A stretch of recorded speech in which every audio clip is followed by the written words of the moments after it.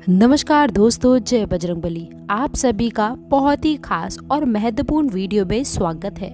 दोस्तों, आप सभी को बता दे, महाबली संकट मोचन हनुमान आप सभी को दे रहे हैं कुछ खास संकेत। यदि आप इसे नजरअंदाज करोगे तो जीवन भर आपको रोना पड़ सकता है।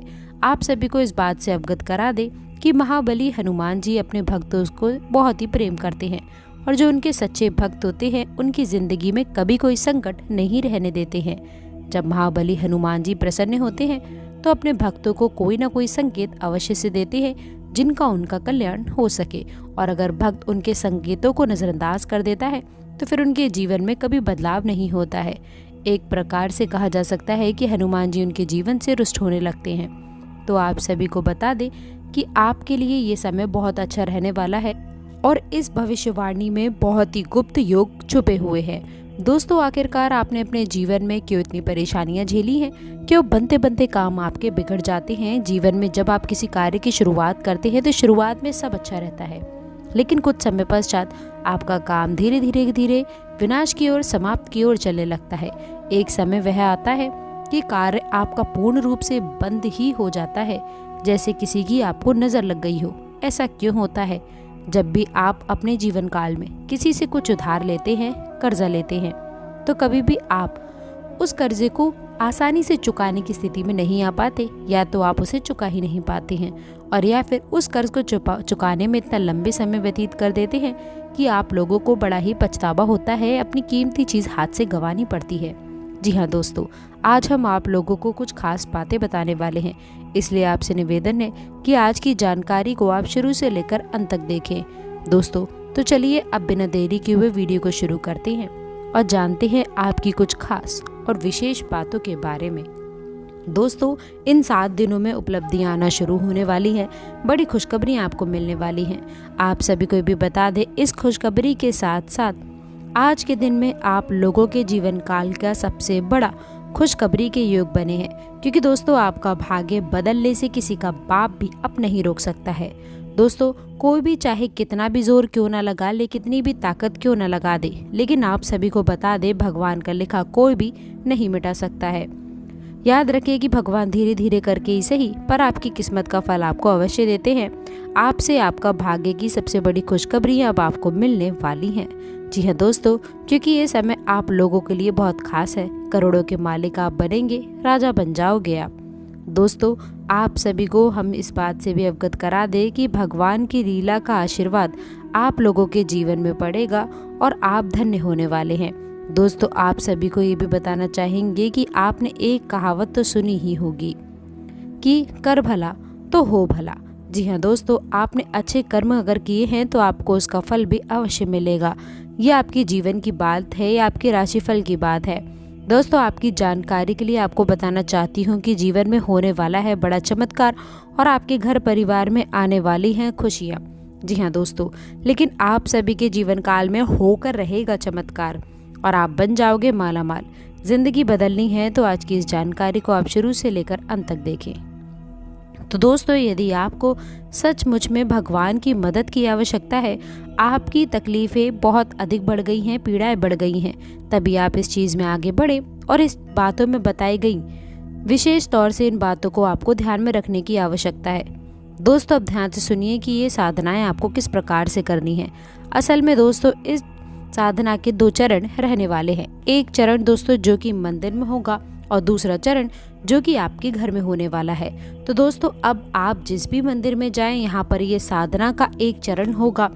उस मंदिर में हनुमान जी की मूर्ति दक्षिण मुखी होनी चाहिए। जी हाँ दोस्तों, हनुमान जी का एक नाम दक्षिण मुखाय भी है, तो हनुमान जी का मुख दक्षिण दिशा की ओर होना चाहिए। ऐसे मंदिर में ही आपको जाना होगा। दोस्तों, दूसरा कि अगर आपको जो घर पर एक भाग्य की साधना पूर्ण होगा, वह सुबह सुबह आपको करना होगा।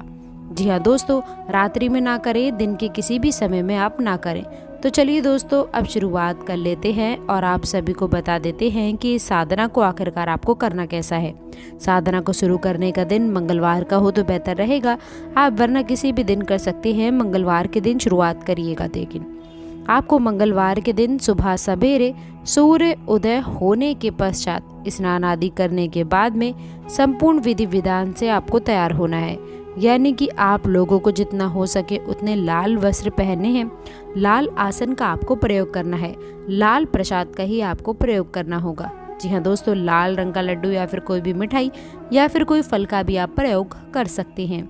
अब आप लोगों को आसन बिछाकर बैठना है और जो चौकी लगी है वहाँ पर आपका मुंह यानी कि उत्तर दिशा की ओर होना चाहिए।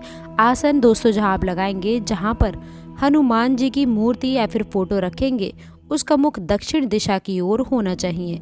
आपको आसन लगाते समय दोस्तों खास ध्यान रखना है, आपको पुष्प अर्पित करना है, पूजा पाठ करनी है, विधि विधान के साथ में आपको कार्य करने हैं, उन्हें भोग लगाना है और उसके बाद ही हनुमान चालीसा का आप पाठ शुरू कर सकते हैं। याद रखिएगा दोस्तों कि आप लोगों को हनुमान चालीसा का पाठ आपको 7 बार करना होगा। जी हाँ दोस्तों, हनुमान चालीसा में स्वयं ही ये चीज़ लिखी है कि जो 7 बार पाठ करे कोई, छूट है बंदी महासुख होए। यानी कि आपको 7 बार हनुमान चालीसा का पाठ करना है और उसके बाद जब आपका पाठ समाप्त हो जाए तो आप लोगों को एक बार बजरंग बाण का पाठ भी करना होगा। जी हाँ दोस्तों, बजरंग बाण में भी आप लोगों को ध्यान देने वाली कुछ बातें रहने वाली हैं जो कि आपको शायद कोई भी नहीं बताएगा, लेकिन हम आप लोगों को बता रहे हैं क्योंकि ज्ञान यदि अधूरा रहा तो वह बहुत ही ज़्यादा खतरनाक हो सकता है। तो जब आप बजरंग बाण पढ़ेंगे तो उसमें देखेंगे कि हनुमान जी को शपथ दी जा रही है प्रभु श्री राम की, यानी कि एक भक्त को उसके भगवान की शपथ दी जा रही है।